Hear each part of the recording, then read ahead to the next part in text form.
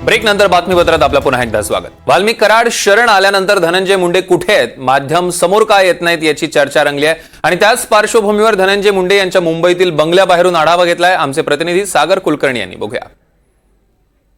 बीडमधील घटनेनंतरनं Valmik Karad CID समोर दाखल झाला आणि त्यानंतरनं मात्र धनंजय मुंडे हे नेमके कुठे आहेत याची जोरदार चर्चा आहे। मी आत्ता मुंबईतील मलबार हिल या धनंजय मुंडे यांच्या सातपुडा शासकीय बंगल्याच्या बाहेर आहे। अर्थात कोणालाही आत प्रवेश दिला जात नाही आहे सातपुडामध्ये आणि विशेष म्हणजे सर्व पोलीस अधिकारी जे इथले कर्मचारी आहेत त्यांना देखील धनंजय मुंडे आत आहेत की नाहीत याची कल्पना दिली जात नाही आहे। अर्थात नेमकं कारण काय असं विचारलं असता धनंजय मुंडे मंत्री महोदय आत नाही आहेत असं सांगितलं जातं।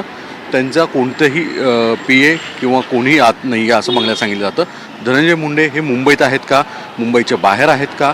प्रसारमाध्यमांसमोर ज्यावेळेस वाल्मिक कराडांचे आरोप होत होते त्यावेळेस त्यांनी स्वतःची भूमिका मांडली होती। आज वाल्मिक कराड स्वतः पोलिसांसमोर शरण आल्यानंतरनं धनंजय मुंडे भूमिका मांडणार आहेत का, असे अनेक प्रश्नांची उत्तरं पुढच्या काही काळात समजतील।